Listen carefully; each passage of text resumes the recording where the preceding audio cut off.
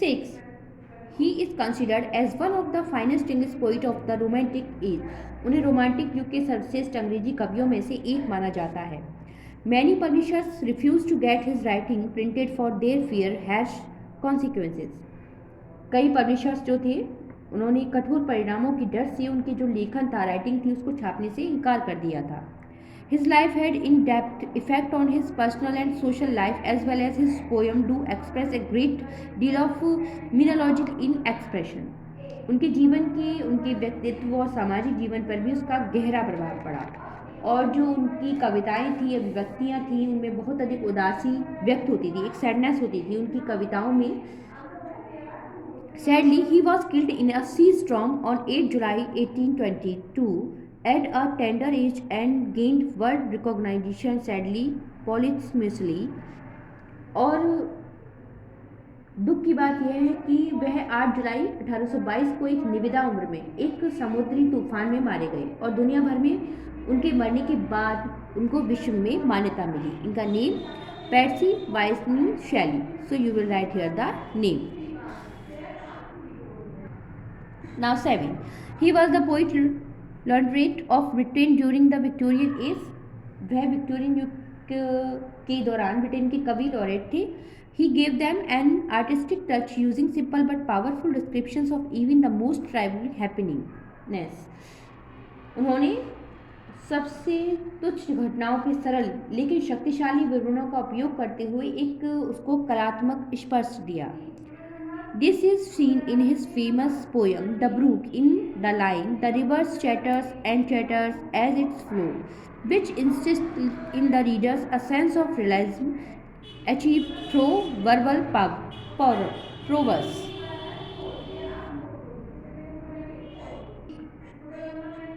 यह उनकी प्रसिद्ध कविता द बुक में दिखाई देता है.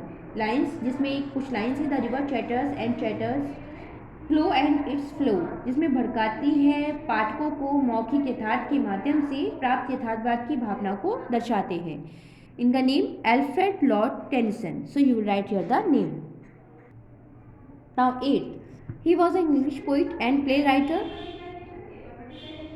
playwright widely regarded as the greatest writer of the English language as well as one of the greatest in Western literature and the world's eminent dramatist.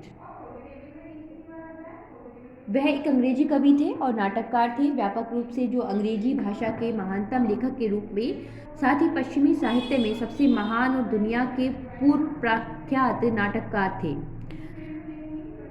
He wrote about 38 plays and 154 sonnets as well as a variety of other poems. उन्होंने 38 नाटकों और 154 sonnets के साथ साथ अन्य कविताओं को भी लिखा.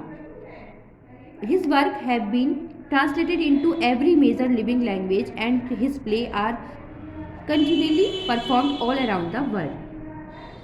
उनकी जो रचनाएं थी, उनकी जो कविताएं थी, उनको हर प्रमुख जीवित भाषा में उसका ट्रांसलेट किया गया, मीन्स अनुवाद किया गया, और उनके जो नाटक थे उसको दुनिया भर में लगातार परफॉर्म किया गया. इनका name William Shakespeare. So you will write here the name. Now 9. He is called the nature lover poet. उन्हें प्रकृति प्रेमी कवि कहा जाता है. He became an enthusiast for the ideas of the French revolution. वह फ्रांसीसी जो क्रांति के आदर्शों के लिए वह उत्साही बने. He began to write poetry while he was at school, but none was published until 1793. जब वे स्कूल में थे तब में स्कूल में रहते हुए उन्होंने कविताओं को लिखना स्टार्ट किया, लेकिन 1793 तक कोई भी उनकी जो रचनाएं थी वो प्रकाशित नहीं हुई थी. His great autobiographical poem, The Prelude, which he had worked on since 1798, was published after his death.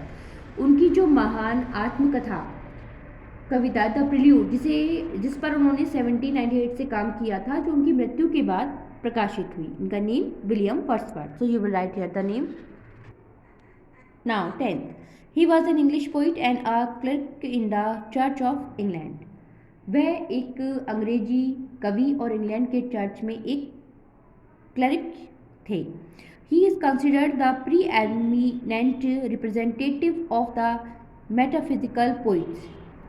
उन्हें तत्व मीमांसा कवियों का पूर्व प्रतिष्ठित प्रतिनिधि माना जाता है। His work are noted for their strong sensual style and include sonnets, love poetry, religious poem, Latin translation, epigrams, elegies, songs, stories and sermons. उनकी रचनाओं को उनकी मजबूत जो कामुक शैली के लिए जाना जाता है और उनके सोनेट्स, प्रेम कविता, धार्मिक कविताएं, लैटिन अनुवाद, एपिग्राम, एलिगेंस, गाने, व्यंग और उपदेश शामिल थे।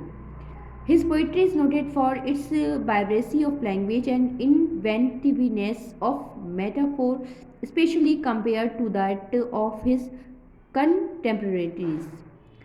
और उनकी जो कविताएं थी वो भाषा की जीवितता और रूपक की खोज के लिए विशेष रूप से उनके समकालीनों की तुलना में प्रसिद्ध थी। इनका name John Tony. So you will write here the name. Now Factomania. In 1827, Tennyson and his brother published a book of poems. 1827 में टेनिसन और उसके भाई ने कविताओं की एक पुस्तक को प्रकाशित किया। Received a gold medal at university for one of his poems and published his first solo collection of poems in 1830. उन्होंने अपनी कविताओं के लिए विश्वविद्यालय में स्वर्ण पदक को प्राप्त किया और 1830 में अपनी कविताओं का पहला एकल संग्रह भी प्रकाशित किया। So I hope you all have understand this chapter. Keep practice of all exercise and learning. Thank you.